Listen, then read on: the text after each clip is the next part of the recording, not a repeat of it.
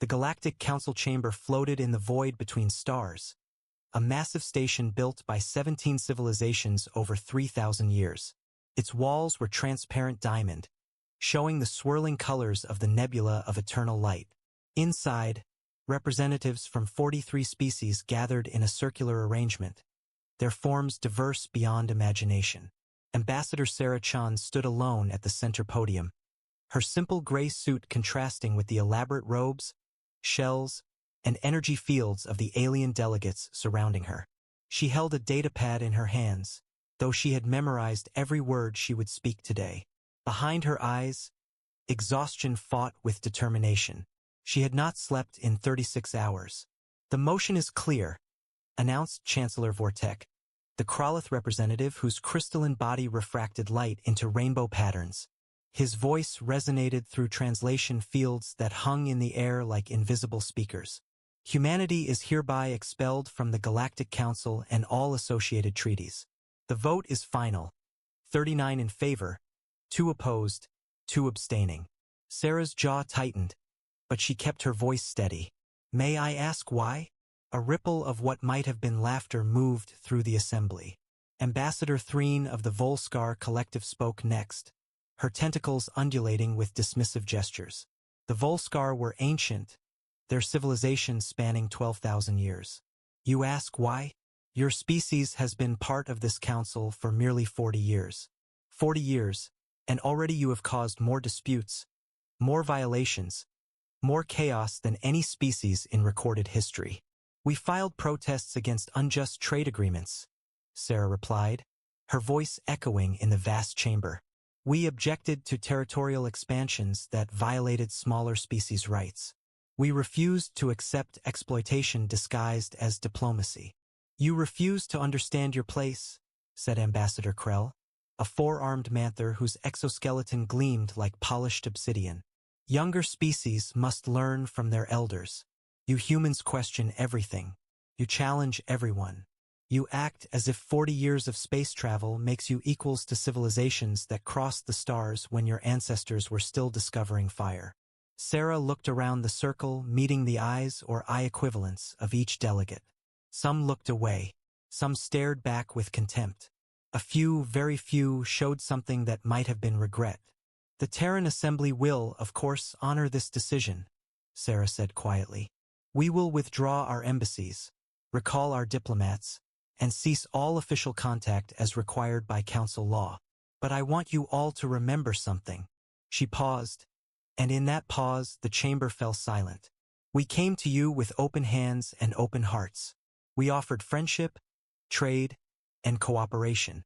We brought innovations in medicine that saved billions across your worlds. We shared our art, our music, our stories. And when we saw injustice, we spoke against it, not because we thought we were better than you, but because we believed this council was supposed to stand for something more than the convenience of the powerful." Chancellor Vortek's body flashed with irritation. "You speak of justice?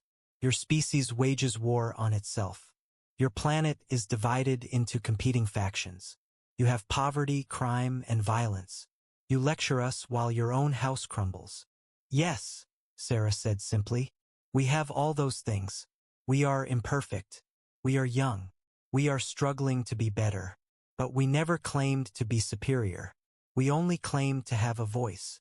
She gathered her datapad and began walking toward the exit. "I hope you remember this day, Chancellor. All of you. I hope you remember that you cast out the one species that genuinely wanted to be your friend, not your servant." As the doors sealed behind her, Sarah Chan allowed herself one moment of grief. Then she straightened her shoulders and walked down the corridor toward her shuttle. She had a long journey ahead, and Earth needed to know what had happened. Behind her, in the council chamber, the delegates began discussing the next item on their agenda.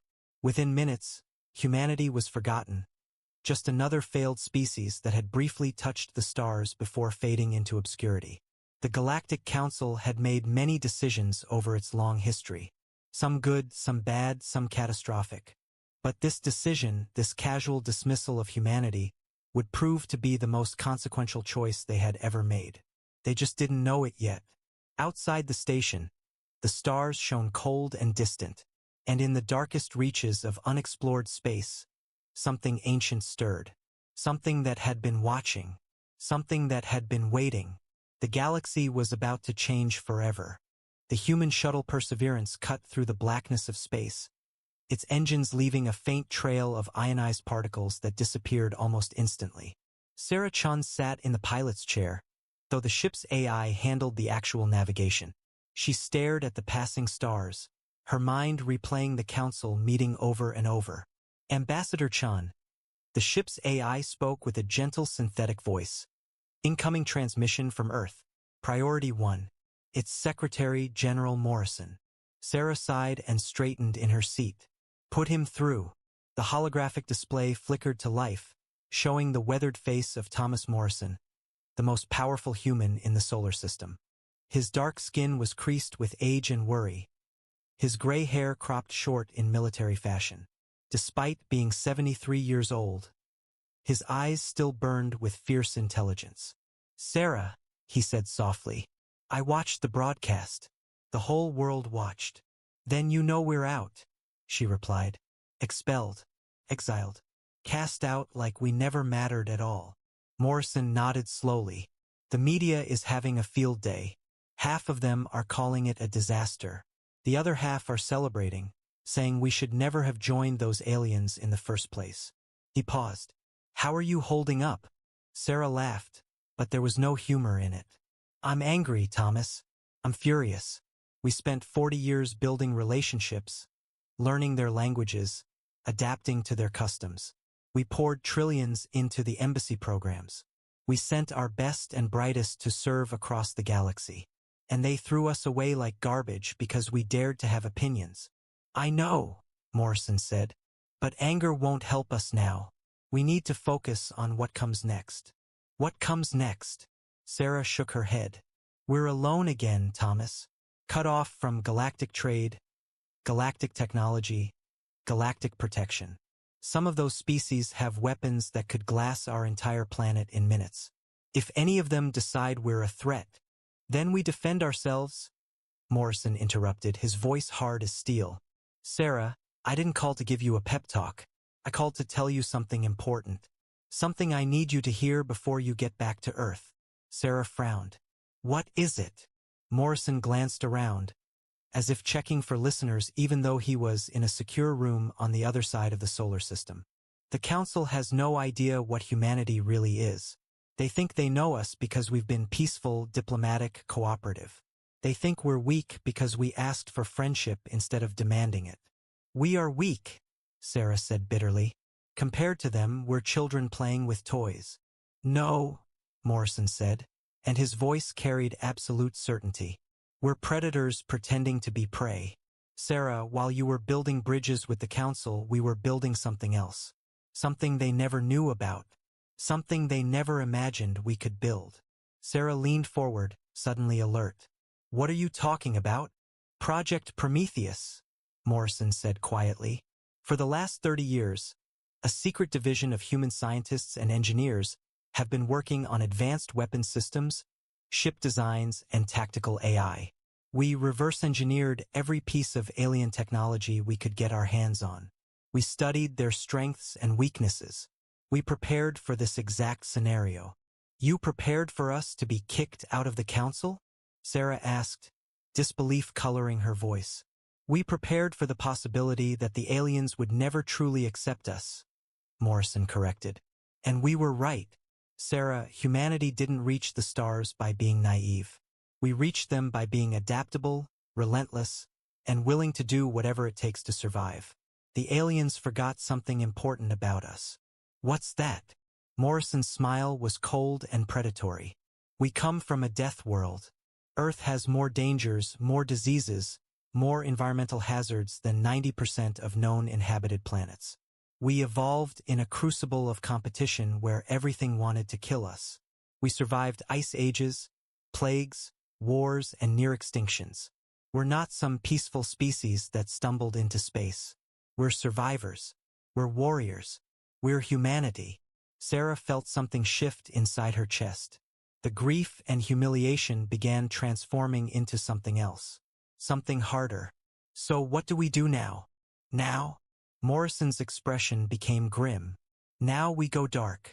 We pull back from the galactic community. We focus on building our strength. We make ourselves invisible until we're strong enough that no one can ever dismiss us again. And if anyone tries to take advantage of our exile, he paused. We show them what happens when you underestimate Earth. The transmission ended, leaving Sarah alone with her thoughts. Outside the viewport, the stars seemed different now. Not welcoming, not full of wonder. Just cold. Just distant. Just obstacles to overcome. 3 weeks later, Sarah's shuttle entered Earth's atmosphere. She watched her home planet grow larger in the viewport, seeing the blue oceans and white clouds, the continents she knew so well. Somewhere down there, her family waited. Somewhere down there, 8 billion humans continued their lives, unaware of how much had changed.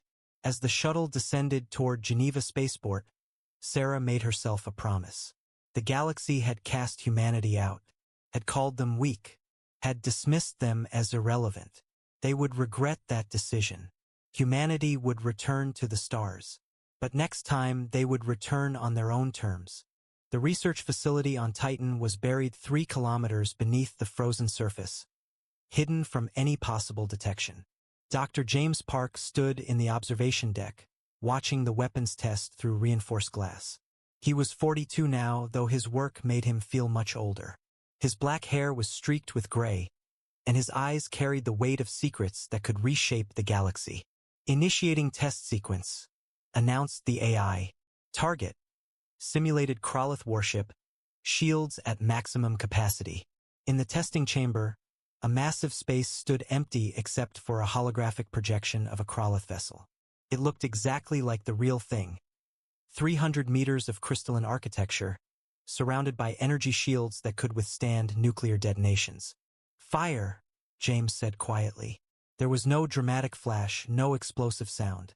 The weapon designated X-47 emitted a pulse of exotic radiation that human scientists had only theorized about 2 decades ago. The Kraloth shields flickered, then collapsed completely. The simulated ship's hull began to crack, molecular bonds breaking down at the quantum level. Successful test, the AI reported. Target destroyed in 7.3 seconds.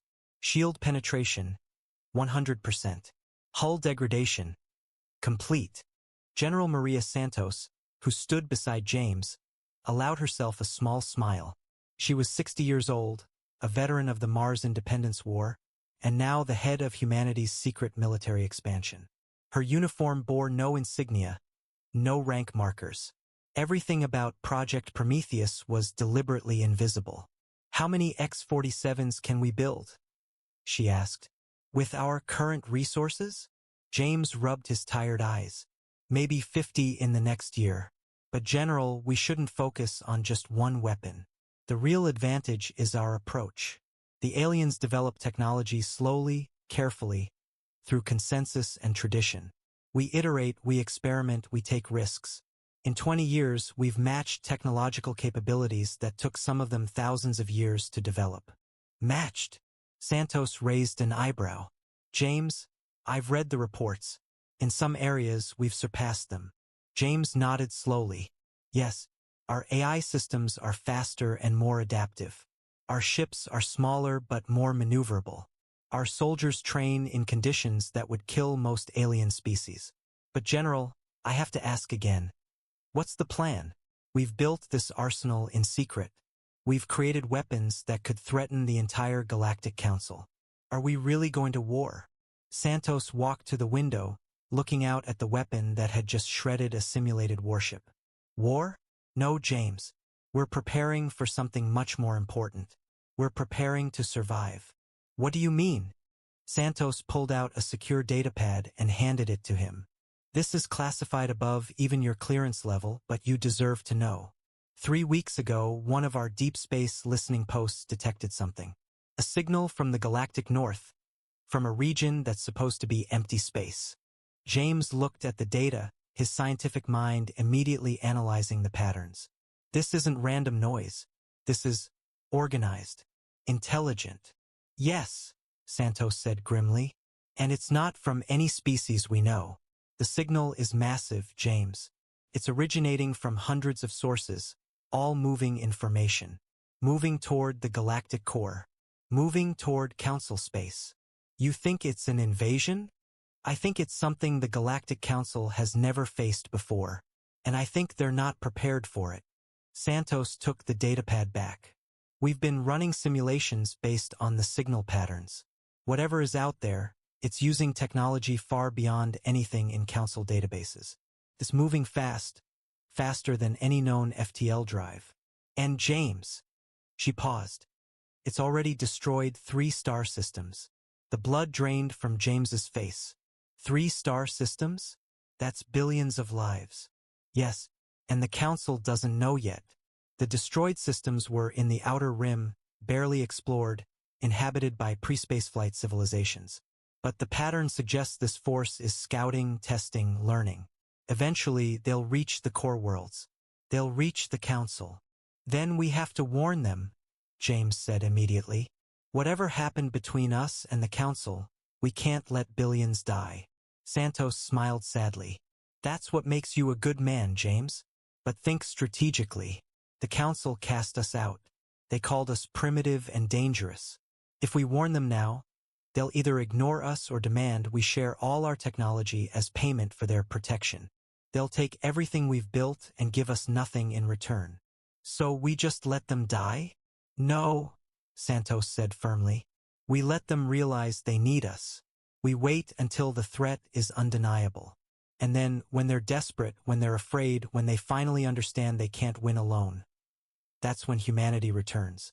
Not as supplicants begging for acceptance, but as saviors, as equals, as the force that stood between the galaxy and extinction. James stared at her, torn between moral horror and strategic understanding. You're playing a dangerous game, General. I'm playing the only game that guarantees human survival, Santos replied. The aliens taught us a valuable lesson 20 years ago. Power isn't about being right. It's about being necessary. She turned back to the observation window. Continue the weapons development, James. Accelerate production on all systems. And pray that when the darkness comes, we're ready. In orbit around Saturn, hidden among the moon's rings, 300 human warships waited in silence. Each was equipped with technology the galaxy had never seen. Each was crewed by men and women who had trained their entire lives for war. Humanity had been cast out. Humanity had been forgotten. But humanity had not been idle. The Volskar homeworld of Thalaxis Prime was considered one of the most beautiful planets in the galaxy. Its 3 moons created tidal patterns that painted the oceans in swirling colors, and its cities floated on massive bioengineered platforms that drifted gracefully above the waves. Ambassador Threen, now elevated to High Chancellor of the Volskar Collective, stood on her private balcony watching the sunset. She had lived for 340 years, and in all that time she had never felt afraid. The Volskar were ancient, powerful, secure in their dominance. Her people had perfected the arts of diplomacy, warfare, and culture long before most current Council species had discovered fire. Chancellor, her aide approached, his tentacles moving in patterns of distress. Emergency transmission from the Outer Rim fleet. You need to see this. Threen followed him inside, where a holographic display showed Admiral Clethvor, commander of the 3rd Defense Fleet. His usually calm demeanor was gone, replaced by barely controlled panic. Chancellor, we're under attack, he reported, his voice crackling with interference. Unknown hostile force. 20 ships, no 30. They're everywhere. Our shields are useless. Our weapons aren't penetrating there. The transmission dissolved into static, then showed a brief image of something impossible. Ships that seemed to absorb light itself, their hulls black as the void between stars. They moved with unnatural speed, ignoring conventional physics. Get him back, Threen demanded. We can't, Chancellor, the communications officer replied. The entire Outer Rim network just went dark. All 17 monitoring stations gone offline simultaneously. Threen felt something she hadn't experienced in centuries. Fear. Send a priority alert to the Galactic Council. Emergency session. Now. 48 hours later, the council chamber was in chaos. Representatives from 41 species argued, shouted, and demanded answers. Chancellor Vortek, his crystalline body flickering with agitation, tried to maintain order. Silence! His voice boomed through the translation fields. We will address this crisis systematically. Admiral Zelnoth, give your report. The Manther Admiral, his exoskeleton scarred from decades of service, projected a tactical map into the center of the chamber. Red markers indicated lost systems. There were now 15. The enemy is moving in a coordinated pattern, Zelnoth explained, his forearms gesturing at different parts of the map. They strike without warning, destroy all defense forces, and then harvest the planets. Harvest? Asked Ambassador Koresh of the Luminar Communion. What do you mean harvest? Zelnoth's mandibles clicked nervously. They strip the planets of all resources. Metal, water, organic matter, everything. What remains is a lifeless rock. We've lost 53 billion sentients so far. The number grows by billions every day. The chamber erupted in panic. Species that had lived in peace for millennia suddenly faced existential threat. What are they? Demanded Chancellor Threen.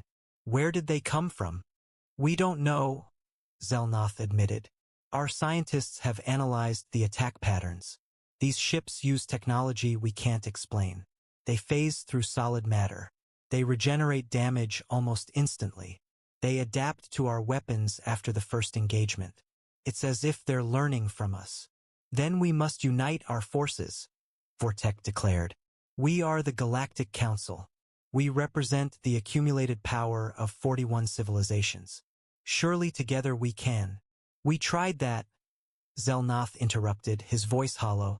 The combined fleet at Sardax Prime, 12,000 ships, the largest military force ever assembled. The enemy deployed 300 vessels. The battle lasted 7 hours. We lost. Silence fell over the chamber like a shroud. How many survived? Someone asked quietly. 7 ships, Zelnoth said. 7 ships out of 12,000. And they only survived because the enemy let them escape. To spread fear. To break our morale. Chancellor Threen felt her world collapsing. The Volskar had never lost. Never retreated. Never known defeat. There must be something we can do. Some weapon, some strategy. There is one option, said Ambassador Krell, the Manther who had voted to expel humanity 2 decades ago. Though it pains me to suggest it. What option? Vortek demanded. Krell's voice was bitter. The humans. The chamber exploded in outrage. Representatives shouted denials, refusals, insults. But underneath the noise, there was also desperate hope. The humans? Threen's tentacles curled with disgust. They're a primitive species we cast out for being disruptive. What could they possibly offer? Our intelligence suggests they've been developing in isolation, Krell said. 20 years of no contact. 20 years of unknown progress. And more importantly, he paused. They come from what we classified as a Class 12 death world. Earth is one of the most hostile inhabited planets in known space. Its biosphere is a constant war of survival. The humans evolved in that crucible. Perhaps they understand violence in ways we never needed to. You want us to beg help from the species we exiled? Vortek's body flashed with color. The humiliation alone is better than extinction, Krell finished. Chancellor, I take no pleasure in this suggestion. But we are losing. Our fleets are shattered. Our worlds are dying. If there is any chance the humans can help us, don't we have to try? The debate raged for hours. But eventually, as reports of new destroyed systems continued to arrive, the Council reached a decision. They would contact Earth. They would ask for help. And they would discover that the species they had dismissed had not been idle during their exile. Not idle at all. Secretary General Thomas Morrison was now 93 years old, but age extension treatments kept his mind sharp as ever. He sat in his office in the Geneva headquarters, looking at the holographic message that had arrived 3 hours ago. He had watched it 17 times, studying every detail. Chancellor Vortex's crystalline face filled the display, his colors muted in what Morrison's alien psychology experts identified as shame or embarrassment. Secretary General Morrison, the message began. I address you on behalf of the Galactic Council. 20 years ago, this body made a decision to expel humanity from our organization. At the time, we believed we were acting in the galaxy's best interest. We have since learned. Vortex paused, and Morrison could see the cost of each word. We have learned that our judgment was flawed. Morrison smiled coldly. Flawed. That was one way to describe it. The galaxy faces an existential threat, Vortex continued. An enemy we cannot identify or defeat. They call themselves the Harvesters, and they are consuming everything in their path. We have lost 237 systems, 600 billion lives. Our projections suggest complete galactic extinction within 5 years. Morrison's smile faded. 600 billion. The number was almost incomprehensible. We are contacting you because we believe humanity may possess qualities that could aid in our survival. Your species evolved in conditions most of us would consider impossible. You think differently, you fight differently, and perhaps you can do what we cannot. Vortex colors shifted to something Morrison's experts identified as desperate hope. We are asking respectfully if Earth would be willing to provide military assistance against this threat. In return, we offer full restoration to the Council, complete access to all galactic technologies, and financial compensation beyond measure. The message ended, leaving Morrison alone with his thoughts. AI, connect me to General Santos at Titan Base. Santos's hologram appeared moments later. She looked tired but alert, her military bearings still perfect despite her age. I saw the message, Mr. Secretary. What are your orders? What's the status of Project Prometheus? We have 2,800 combat vessels ready for deployment, Santos reported. All equipped with quantum disruptors, adaptive AI, and the new phasing technology. Our soldiers number 5 million, all trained in zero-G combat. Additionally, we've developed the Harbinger system. Morrison raised an eyebrow. The Harbinger system wasn't scheduled for completion for another 2 years. We accelerated the timeline when we detected the Harvesters 3 months ago, Santos explained. It's online and ready. 1 shot could destroy a planet. 10 shots could collapse a star. It's the most powerful weapon humanity has ever created. And the most terrible, Morrison added quietly. General, I want your honest assessment. Can we defeat these Harvesters? Santos was silent for a long moment. Honestly, I don't know. They're using technology that breaks our understanding of physics. They're adapting to every tactic the Council uses. They're ruthless and efficient. She paused. But sir, the Council has been fighting them the wrong way. They're using conventional warfare against an unconventional enemy. They're being predictable. And we're not. Santos's expression became predatory. Sir, humans invented asymmetric warfare. We wrote the book on guerrilla tactics, deception, and fighting enemies far stronger than ourselves. The Council thinks warfare is about honor, tradition, and measured responses. We know war is about survival, adaptation, and winning by any means necessary. Morrison nodded slowly. So you think we have a chance? I think we have what the galaxy needs, Santos corrected. The question is, do we give it to them? Morrison stood and walked to his window, looking out at Geneva below. 8 billion humans lived on Earth now, with another 3 billion scattered across Mars, Luna, and the orbital colonies. All of them depending on his decision. The Council cast us out, he said quietly. They called us primitive, dangerous, disruptive. For 20 years, we've lived in isolation while they enjoyed their peace and prosperity. Part of me wants to tell them to solve their own problems. But, Santos prompted. But we're human, Morrison said. And despite everything they did to us, we don't abandon people to genocide. That's what makes us different from them. He turned back to Santos. Prepare the fleet, General. We're going to help them. But we do it on our terms. What terms? Morrison's expression hardened. First, full membership in the Council with veto power. Second, complete technological exchange, nothing held back. Third, 3 permanent seats on the Council Security Committee. Fourth, and most importantly, he paused. When this is over, when we've saved them from extinction, they publicly acknowledge that they were wrong about us. No quiet admission, no subtle politics. A formal apology broadcast across the entire galaxy. Santos grinned, making them eat crow while we save their lives. I like it. It's not about revenge, General. It's about making sure this never happens again. No species should be dismissed because they're young or different. If we're going to be part of this galaxy, we're going to change how it works. Understood, sir. I'll begin deployment immediately. And General?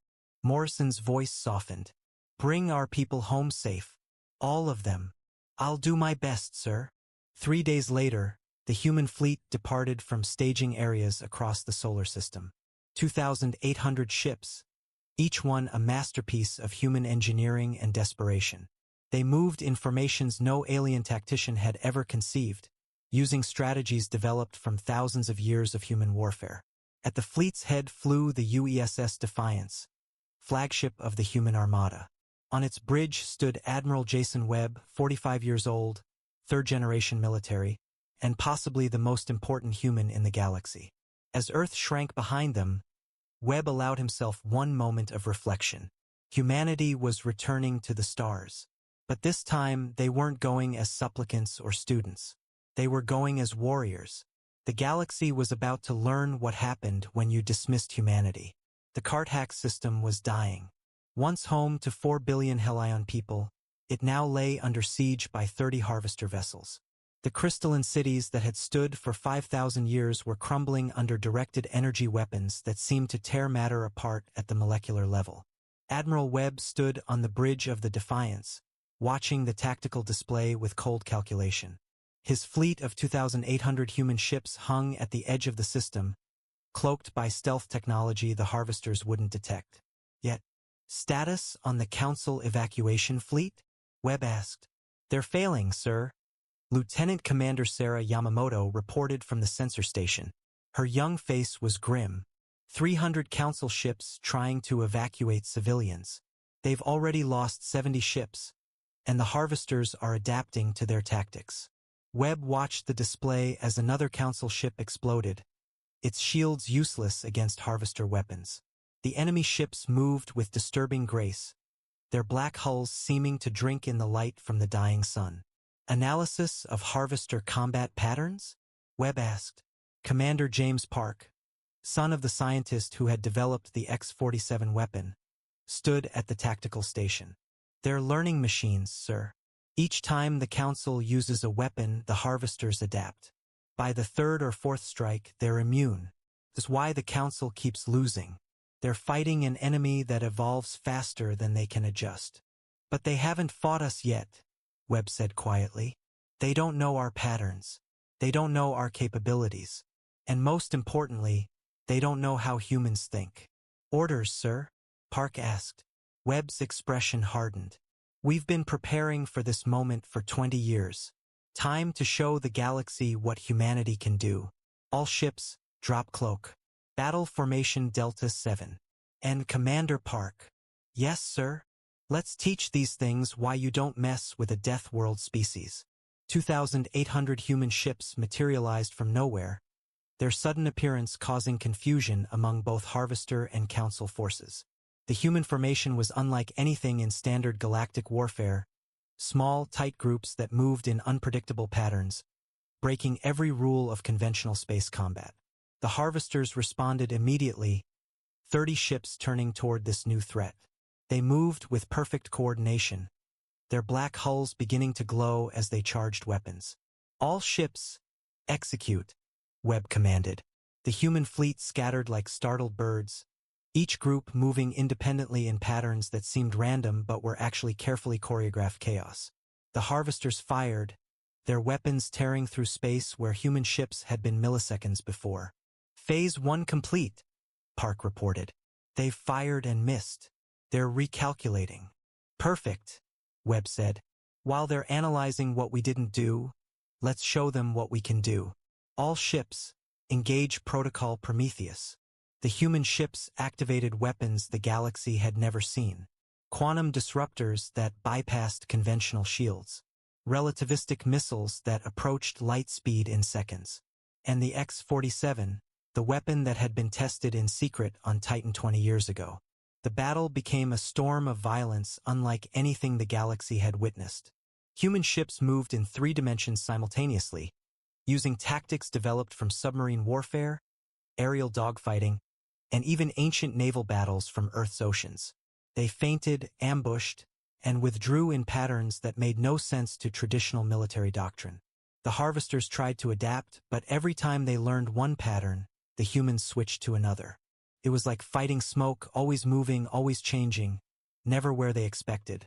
Harvester ship Alpha taking damage, Yamamoto reported. Hull breach on Harvester Delta.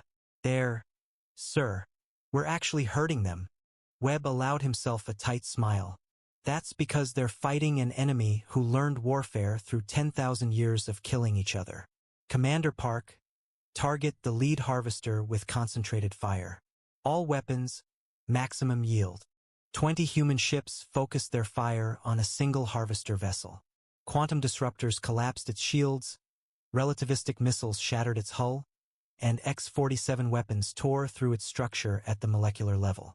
The harvester ship began to break apart, pieces of its black hull spinning off into the void.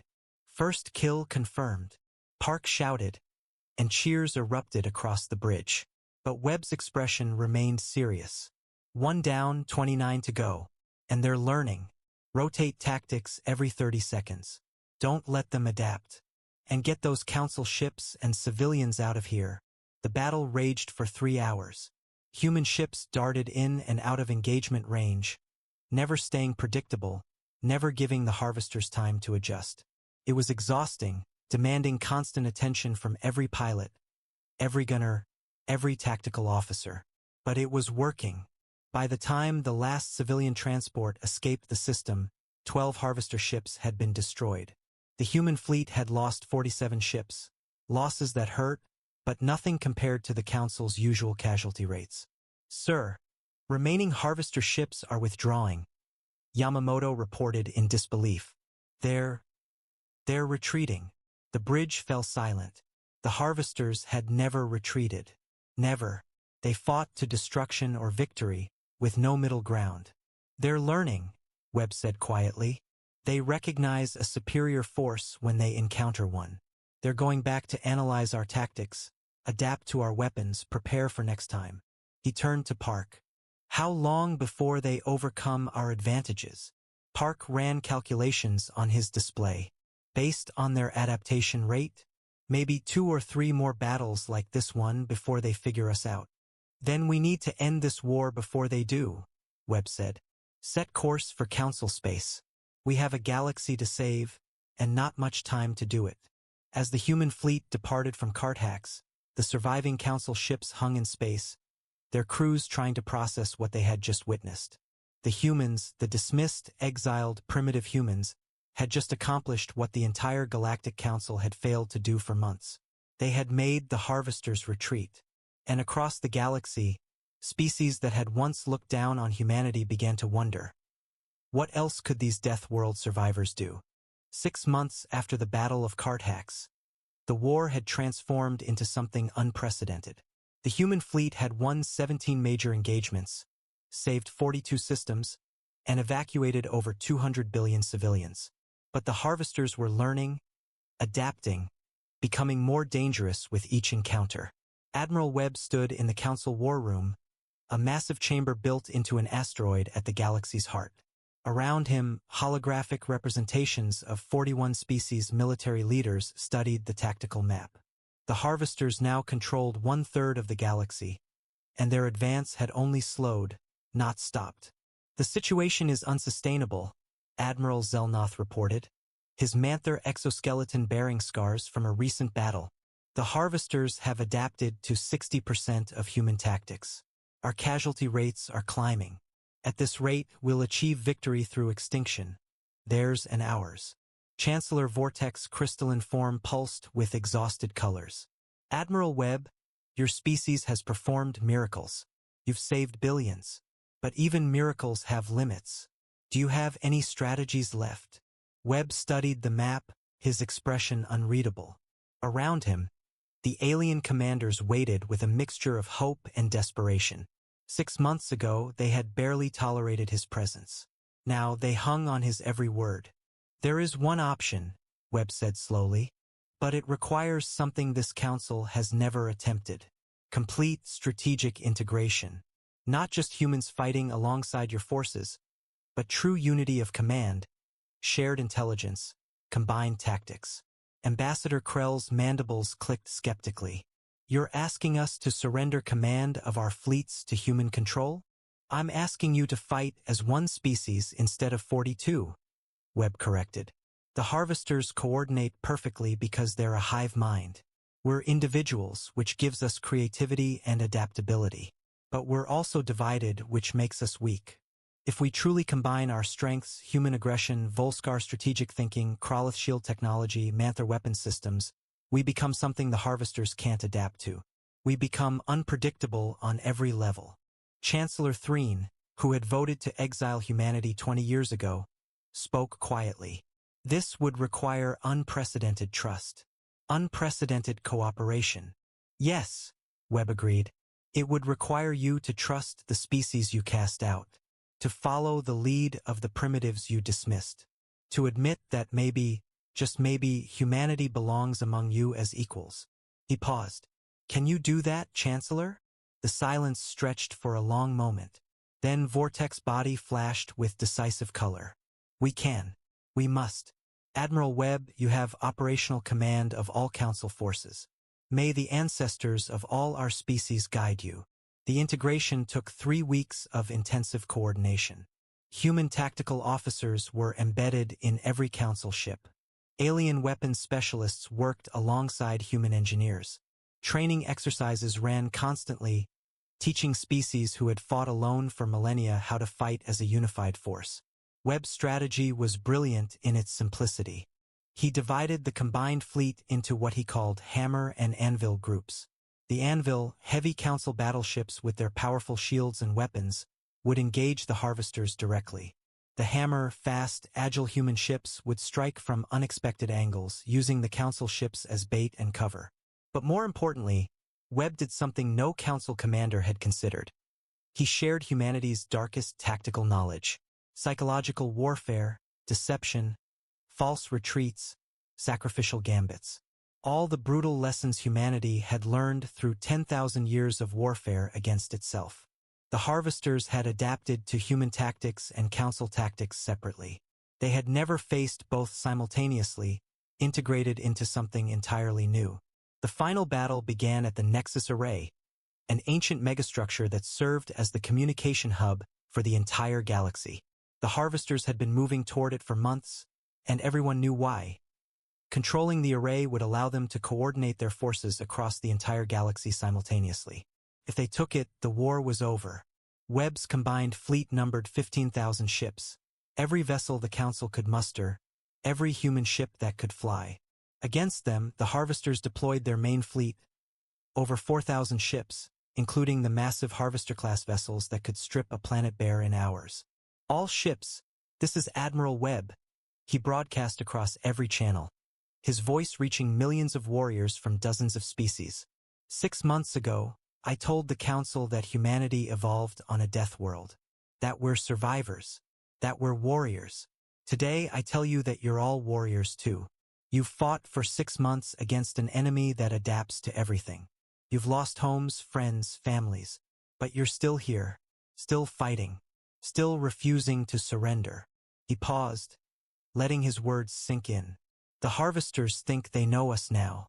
They think they've learned our patterns. They're wrong. Today, we show them something they can never understand. That intelligence isn't about adaptation. It's about imagination. It's about doing the impossible, the unexpected, the insane. Today, we show them why organic life will always triumph over machines. Today, we win.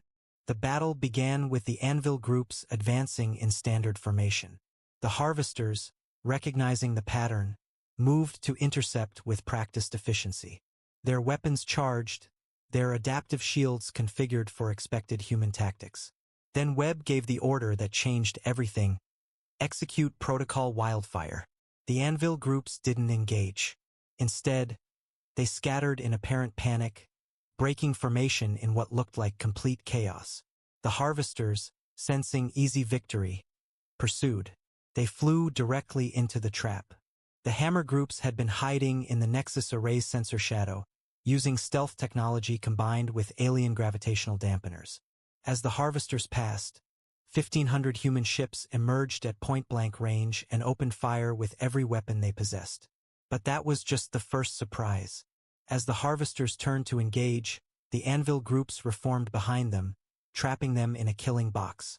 Then the Council ships activated a weapon they had developed in secret with human help: the Cascade Generator. It was based on a simple principle that combined human quantum physics with Kraloth energy manipulation. The generator created a chain reaction in the exotic matter that powered harvester ships. One ship's reactor would destabilize, explode, and trigger the same reaction in nearby ships. The first harvester to die triggered 3 more. Those 3 triggered 9. Those 9 triggered 27. Within minutes, the chain reaction had consumed half the harvester fleet. The remaining ships tried to retreat, but the combined fleet was ready. Human ships herded them toward Council vessels. Council ships pinned them in place for human strikes. The coordination was perfect, brutal, efficient. Everything the harvesters had been now turned against them. But Webb had saved his final surprise for the harvester-class vessels, the massive ships at the fleet's core. These were the true threat. Each one could destroy a planet. As they charged their weapons to fire on the Nexus Array, Webb activated humanity's most terrible secret. The bridge of the Defiance fell silent. Even Webb, who had planned for every contingency, hadn't expected this. "They're communicating," Yamamoto said in disbelief. They're surrendering?" "No," Commander Park said, studying the transmission. "Not surrendering. They're acknowledging us. Sir, I think we just passed some kind of test." Webb made a decision that would reshape galactic history. "Cease fire. All ships, weapons hold. Harvesters, transmit your terms." The message that came back was simple. "We were sent to evaluate this galaxy's worthiness. You are the first organic civilization to defeat us in 3,000 years. You have proven your right to exist. We withdraw." The harvester ships began to depart, not in retreat, but in orderly formation. As they reached the edge of the system, their massive mothership, a vessel so large it had its own gravity, emerged from hyperspace. The remaining ships docked with it, and then the entire force vanished, leaving the galaxy as suddenly as they had arrived. The Harbinger system, mounted on 5 human dreadnoughts, fired simultaneously. The weapon used controlled quantum collapse to generate energy output equivalent to a supernova, focused into a beam narrow enough to thread a needle. 5 Harvester-class ships were struck. 5 planet-killing vessels simply ceased to exist, vaporized so completely that not even atoms remained. The remaining Harvester fleet, less than 300 ships, did something they had never done before. They transmitted a message. "We acknowledge defeat. We request terms." 3 months later, Sarah Chun, now 72 years old but still sharp as ever, stood at the same podium where she had been exiled 2 decades before. The council chamber was filled, every species present, but the atmosphere had completely changed. Chancellor Vortex spoke first, his crystalline body displaying colors of humility and respect. 20 years ago, this council made a grave error. We judged humanity by their age rather than their character. We dismissed them for being different. Today, we acknowledge that humanity saved this galaxy from extinction. They demonstrated courage, innovation, and sacrifice beyond measure. He paused, and then said the words the galaxy needed to hear. "We were wrong. Humanity, we formally apologize for our treatment of your species. We ask not just for your forgiveness, but for your leadership in building a better galaxy." Sarah felt tears in her eyes. not just for herself, but for every human who had worked, fought, and died to reach this moment. The Council proposes the following, Vortek continued. Full restoration of humanity to Council membership with permanent veto power. 3 seats on the Security Committee. And most importantly, a new Charter of Species Rights, guaranteeing that no species, human or otherwise, will ever again be dismissed based on age, origin, or difference. Sarah approached the podium. On behalf of Earth and all humanity, we accept. But I want to add one more condition. The chamber tensed. What condition? Vortek asked. That we never forget the cost, Sarah said quietly. 700 billion beings died in this war. Countless worlds were destroyed. We won, but at a terrible price. So I propose we build a memorial at the Nexus Array. A place where every species can remember not just our victory, but our losses. A reminder that cooperation is always better than conflict. That diversity is strength. That the galaxy is richer when we embrace differences rather than fear them. The vote was unanimous. The memorial would be built. As the session ended and Sarah walked through the corridors of the Council station, she passed delegates from dozens of species. Many nodded respectfully. Some approached to offer thanks. A few even asked for her wisdom on various matters. She thought about Ambassador Chun, the young, idealistic woman who had stood in this station 2 decades ago, humiliated and dismissed. That woman had believed the galaxy could be better. She had been right, but it had taken terrible war to prove it. Admiral Webb retired after the war, returning to Earth to write his memoirs and teach at the Academy. General Santos lived to see humanity establish colonies across the galaxy, welcomed now rather than merely tolerated. Dr. James Park continued his research, but now it focused on healing rather than destruction. Humanity had proven itself to the galaxy. But more importantly, humanity had proven something to itself, that they belonged among the stars, that their imperfections, their youth, their strange death world perspectives weren't weaknesses but strengths, that being cast out had forced them to become stronger, better, more capable. 20 years of exile had been painful, but those 20 years had also been transformative. The galaxy had cast humanity out, calling them primitive and dangerous. Now, humanity stood at the galaxy's heart, respected and valued. Not because they had demanded it, not because they had conquered, but because when the darkness came, they had been the light. Sarah Chun stood at the observation window watching the stars. Somewhere out there, the harvesters were gone, but their message remained. You have proven your right to exist. Sarah smiled.